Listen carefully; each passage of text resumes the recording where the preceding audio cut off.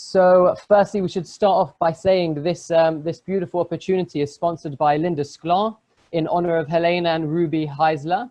And firstly, thank you so much for your sponsor and just for the opportunity to really try and bring us all together to learn some Torah before an unusual Shavuot, which we're all going to experience, which might not be as easy to stay up all night learning.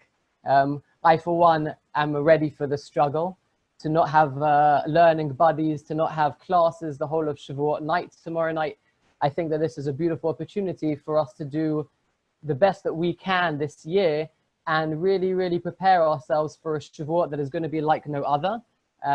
Probably in a similar way to the fact that Pesach, the Passover, was in some ways one that we may never forget and may never repeat again.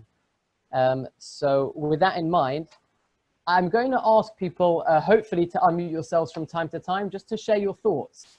But if I was to ask you what your favorite part of Shavuot is, classically speaking, okay, maybe this year will be different, but classically speaking, what is your favorite part or element of Shavuot? How would you answer that question? Cheese. I was waiting for someone to say that. Cheese. You don't even need the cake part. You just like the direct cheese. No playing around. Exactly. That's all you need. That's all you need. Any other answers? Go for it, Braden. The staying up all night, just with your friends, learning Torah. Is that something that you guys manage to do every year normally? Stay up all night learning? Yeah, with my friends. Normally without. I've not been able to do that. Wow, amazing. Any other aspects? It's not so easy when we ask this question about Shavuot, is it? For some reason, Shavuot, we find it a bit harder to really focus on what it is about Shavuot that is so special. I'm going to make it a bit harder for us. That's the truth. That's what we're here for. Let's really think about this a bit. My favorite part of Shavuot is the fact that we didn't even receive the Torah, and yet that seems to be everything that we're celebrating. Does that make any sense to anyone? If we think about it just for a moment, the other Chagim are so obvious to us what it is that we're there for, what it is that we're celebrating, and historically speaking, how simple it is to relate the day to the event. And then we come to Shavuot, and we are calling it Zman Matan Toratenu in the Siddur, in the classic texts, not in the Torah, which we'll get to in a moment. And yet, what exactly took place on Shavuot? What took place on the 6th of Sivan? And how much is that a celebration of Torah? So let's start off simply.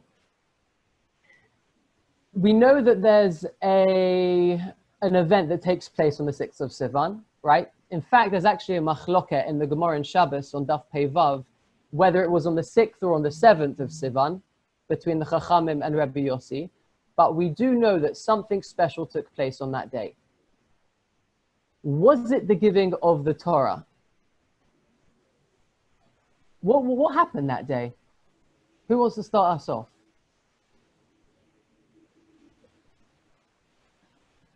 What happened on the 6th of Sivan or on the 7th of Sivan, depending on the debate? So I'll start us off. We had a very big spectacle, a major spectacle, however you pronounce it, the Sinaitic, the Sinaitic experience, something that we would never ever see again. And at that time, we clearly had a revelation, a divine revelation that has never been seen before. And then what happens? We know the story. Moshe goes up Har Sinai, he goes up Mount Sinai, and what happens next?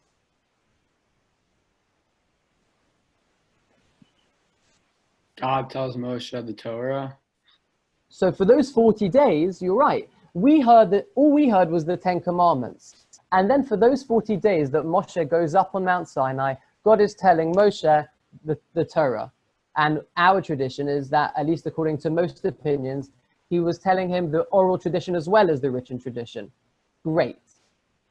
what were we receiving at that time?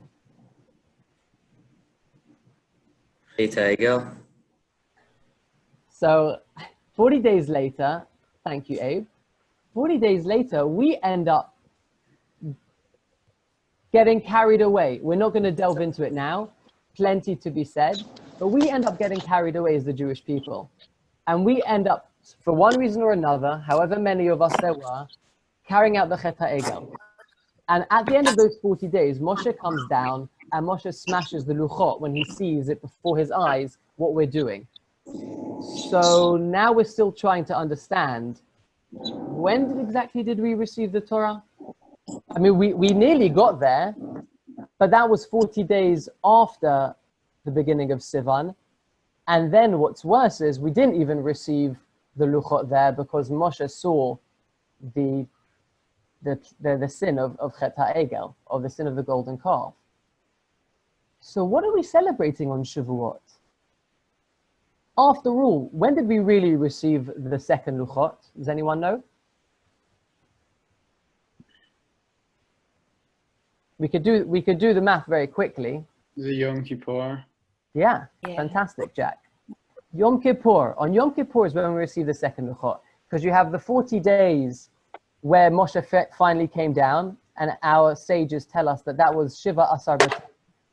Then you have another 40 days of conversation and prayer between Hashem and Moshe Rabbeinu, Moshe begging for our mercy. We get to the first of Elul. Hashem agrees on some level, and Moshe starts preparing the second luchot.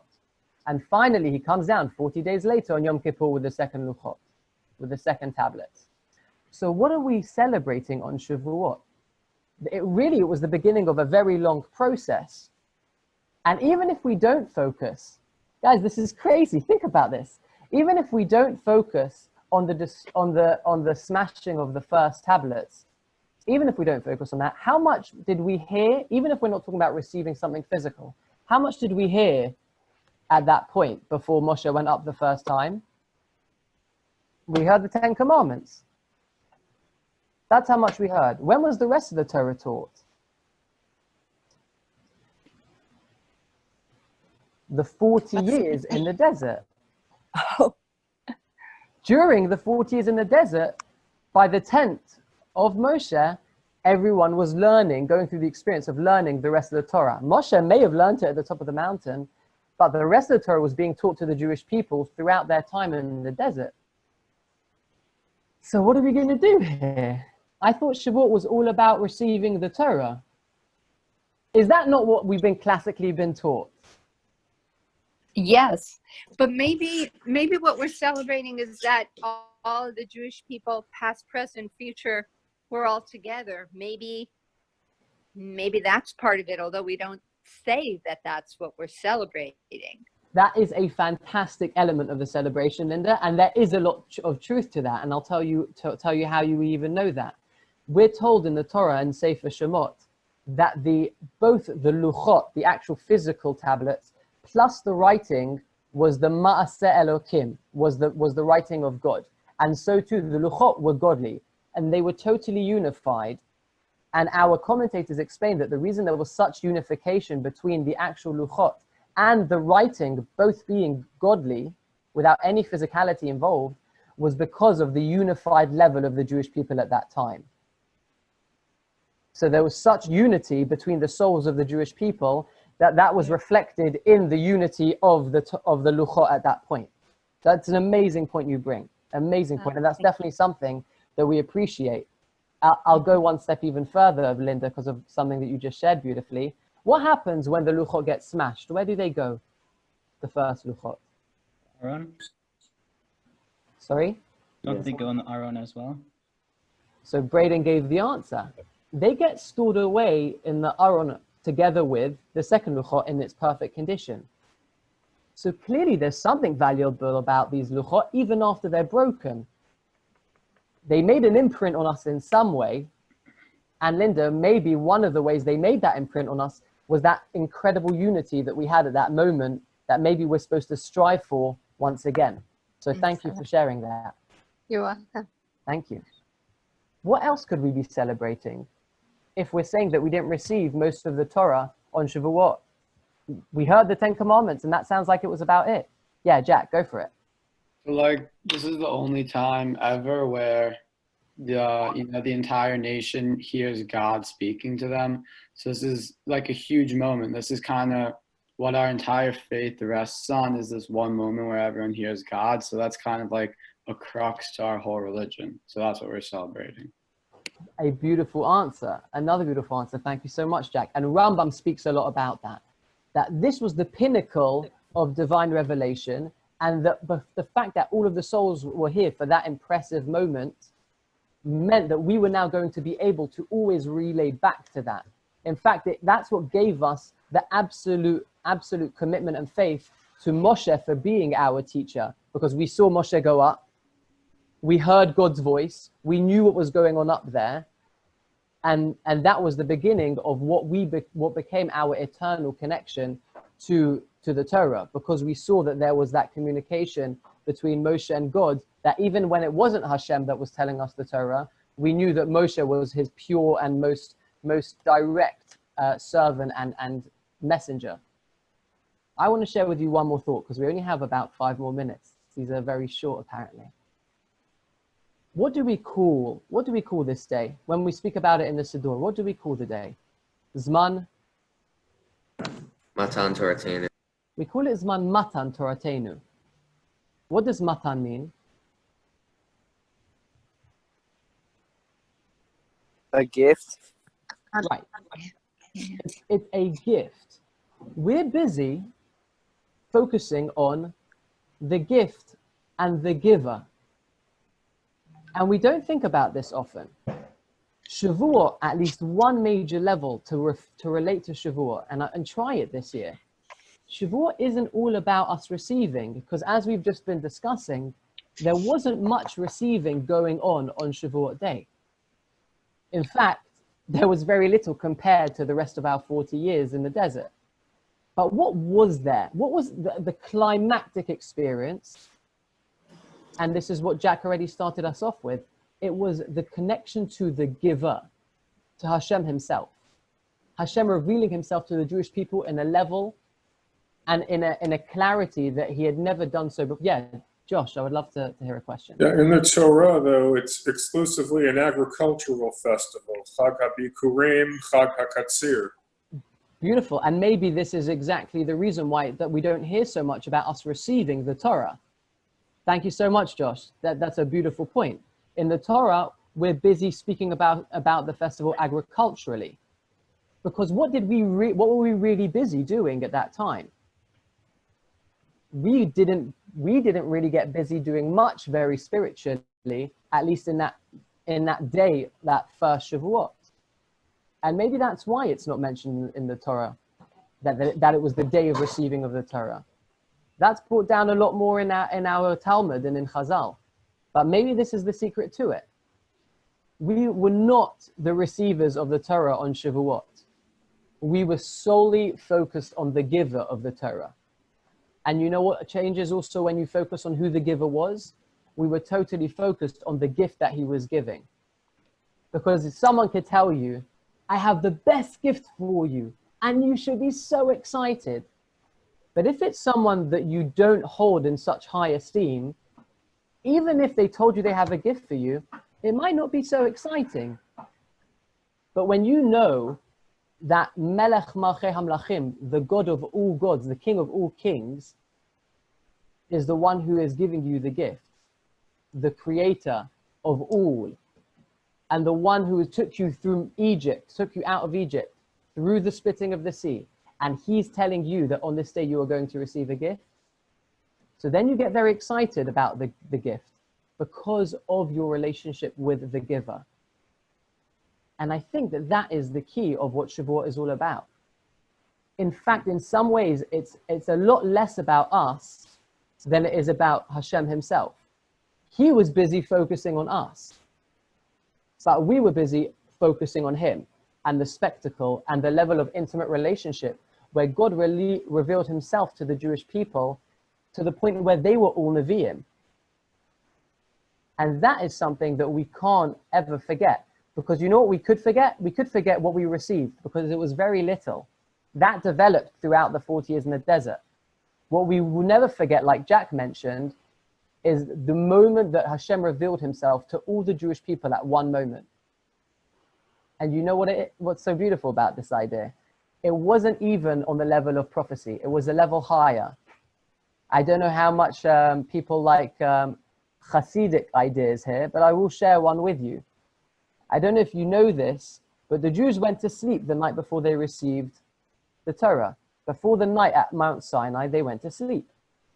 And so one of the famous answers to why we learn all night is because the Jews went to sleep the night before. How could they? They were about to receive the Torah from God. But in Hasidus, one of the beautiful answers for why they went to sleep that night is because they made a simple error, a very, very well-intentioned simple error. They understood that God was about to speak to them. And they've heard of prophecy before. And they made a simple calculation. Oh, prophecy. You have to be asleep to receive prophecy. So what did they do? They all set themselves up for a long sleep, understanding that that was the way God was going to reveal himself to them. That's the Hasidic answer for why they all went to sleep. It's a much more positive twist, only to find out that they were never supposed to go to sleep, because the way that God was going to reveal himself to them was going to be, and for them to hear his voice, was going to be in real time, with all the miraculous events that were occurring, like we know in the Psukim. They saw the sounds, the lightning, the thunder, the clouds showing that the presence of God was at the top of the mountain. And they finally realized, wow, we're higher than prophets right now. God is revealing himself to us to the greatest extent that anyone has ever seen. And that, I think, is where our heads are supposed to be at on Shavuot.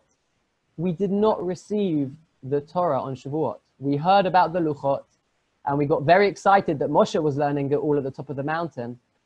But for every Jew, the closest we ever got to Hashem was at Har Sinai. And it was the gift from the giver that made that scene so unique, so magnificent, and so special for the rest of time.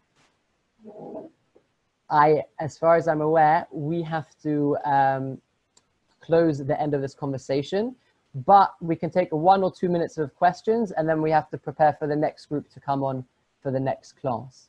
So we can definitely have time for 1 or 2 minutes of questions if anyone wants to ask anything.